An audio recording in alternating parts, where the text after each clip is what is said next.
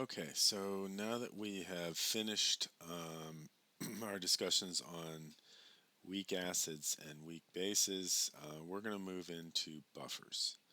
And this is not going to complicate things too much more because the way that a buffer is actually made up is it's made up by a weak acid and a weak base, right? Depending on which direction you're going to buffer in, it might be a weak base and a weak acid, right? So we'll work through all of those scenarios and talk about buffers in this video. So we saw this in the last part of the chapter where we talked about acid ionization constants, or Ka's. And the Ka's, if you recall, had the ionization reaction in this column, right? And those ionization reactions are actually an indicator of whether or not this could be a buffer. And if you have a weak acid and a conjugate weak base, then you've got the ideal setup for a buffer. Okay? So every one of these has that weak acid weak base combination because these are weak acids. And then by definition, if you're a weak acid, then your conjugate is going to be a weak base. Okay? So as we look at these, we see that every one of them could potentially be used in a buffering capacity. The same goes for that table of bases, right? Some of these are the opposite of what we just saw on the previous slide because, again, a weak acid, right, results in a conjugate weak base. So here's one of those conjugate weak bases that we looked at, right? And here's its conjugate weak acid, right? So carbonate buffers are commonly used. Here's a carbonate buffer, here's a carbonate buffer, right? And so we can use those moving forward. So here's a little cartoon about how you would create a buffer solution. The way you create a buffer solution is you take a weak acid and its conjugate base and you put them together in a solution where these two concentrations, right, are very close to one another. That then provides a base, right?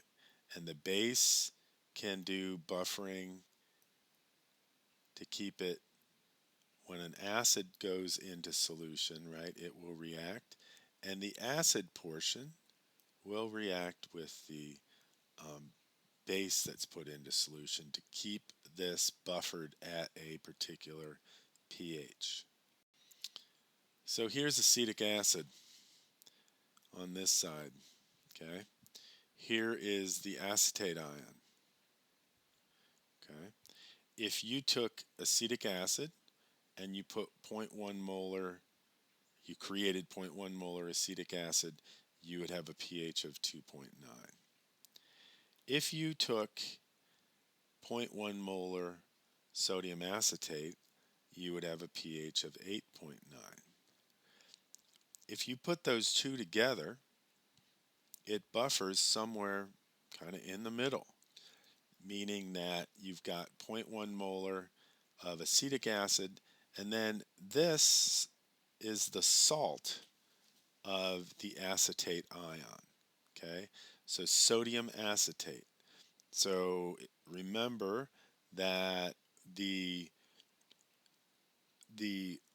weak base, right, the conjugate weak base is usually an anion.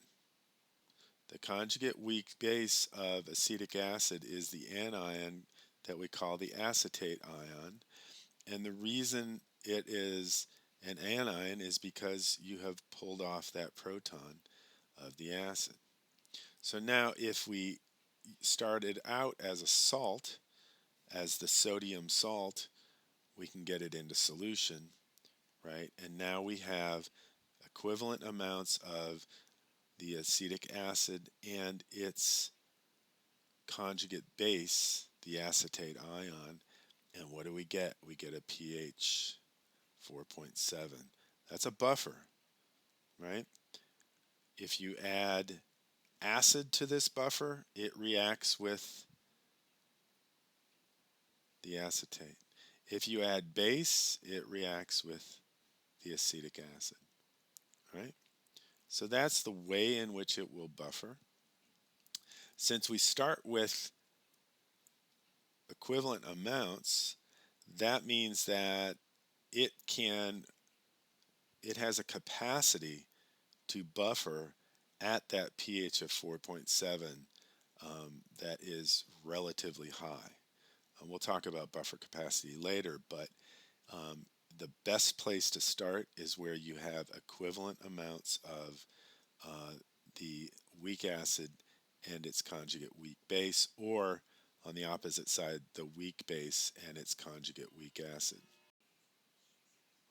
So this is the acetic acid sodium acetate buffer. We just looked at it. Let's go a little bit more in depth. Okay, so let's look at the last case that was presented, and that is where the amount of the acid is equivalent to the amount of the conjugate base. Okay, so this problem is relatively simple to solve. You got a minus x because of the 0 pH or 0 H3O plus concentration. You got a plus x, and then this becomes x 0.100. I realize I forgot this. 0.100 minus x, 0.100 plus x, right? Now you got to solve that. Okay? Again, setting up the ice table. And here it is with the equilibrium condition. Solving this, you're going to get a pH of 4.74. It turns out that the pH is equal to what we can call the pKa.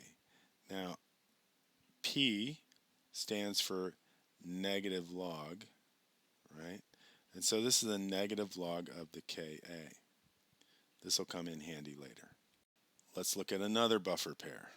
Now let's say that we started at different concentrations, right, of acid and conjugate base. As you look at this, you would say there's more of the acid in there than, there's more of the conjugate base in there than there is of the acid. And so you might expect this to be a more basic buffer than what you would have gotten if you had equal quantities. And indeed what you will get is something where the pH is actually greater than the pKa. Okay, so let's look at what a buffer does, right? Here's the buffer. And in the middle of this, you've got equal amounts of HA and A minus. Well, if you add H plus, that's going to react with the A minus. When it reacts with A minus, you're going to create more HA, and you're going to not have as much A minus, right? Because the equilibrium is going to shift. If you go in the other direction and you add OH minus, that's going to react with the HA, and you're going to have less HA, but you're going to have more A minus because of the shift in the equilibrium. So let's go back, think about this buffer, right? Here you've got the acetic acid, here you've got the acetate, and in equal amounts it's 4.74. But what if you added 0.025 moles of acid to 1 liter of this buffer? What would happen? Since we said we were going to add acid, right, that means that this is going to react with the A minus, and so that's why we're writing it this way. So you've got H plus reacting with A minus, creating HA. So you started off with, let's say, approximately 0. Before the addition, there was 0 H plus added at this point, right? And you had this point 1 and this point 1. But after you start adding it, when you add 0.025, right, all of that gets soaked up, okay? And the way in which it gets soaked up is it reacts with this, the A minus, and creates this. So we can subtract this 0.025 from 0.1 to get 0.075, and we can add it to the 0.1 on this side to get 1 or 0.125. Now we can go back to our equilibrium, right? And we can say that the HA is now initially 0.125 and 0.075, and we know that it's going to move in this direction, right? Because we know that we had it established at 0.1 each, which means that this is a minus x, here's a plus x, and a plus x. And now we're going to consider, okay, what is the H3O plus concentration, right? And so now we get to this 0.125 minus x, 0.075 plus x, and x, we're solving for x, we can get this 4.52, and we experienced a pH change of 0.22. So it did have a buffering effect. If you had just thrown that amount of acid into water, you would have established a pH. Moving in the other direction, what if you add some base?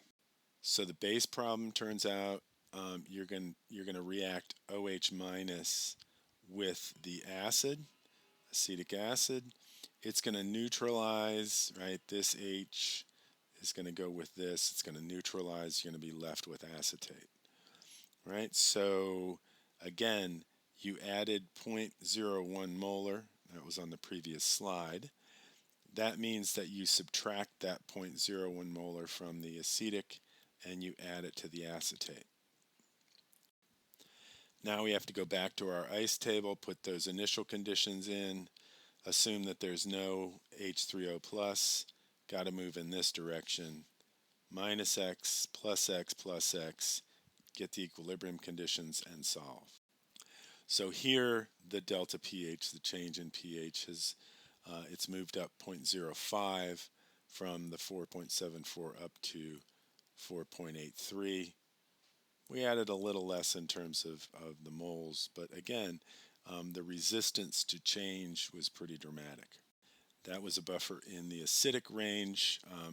The buffer in the basic range is not going to be too much different, and we'll go through that. So now we're starting with a weak base, and that weak base and its conjugate acid. If we have similar amounts, what we're going to create is similar concentrations of ammonia and of the ammonium ion, and that's going to act as our buffer. So how well can these buffers withstand a change in pH? That's what we're talking about when we say buffering capacity. Well, it depends a little bit on where you're buffering. It depends on the concentration of both the weak acid and the conjugate base, or the weak base and the conjugate acid. So a concentrated buffer has a lot of weak acid and conjugate base, whereas a dilute buffer has fewer of the weak acid and conjugate base. So if you have something that you're adding in terms of an acid or a base, right?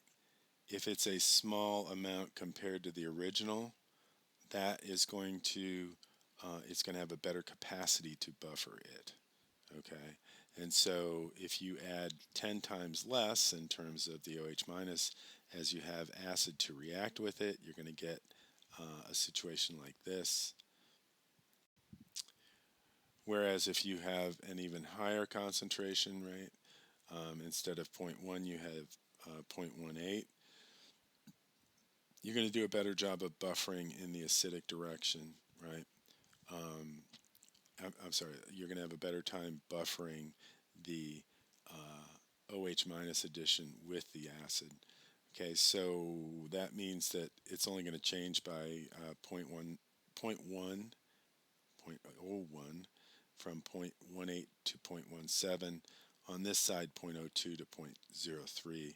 And it's going to have a relatively minor difference in the pH change. To the next one too fast. Higher concentration means a smaller difference in these after additions, right? So now the difference is 0.5 and 0.49 and 0.5 and 0.51. Again, higher concentration. Sorry, but if it's 0.01 and you start off with 0.05, well, that's a bigger change, right? 0.04 and 0.06, and that's going to make a bigger difference.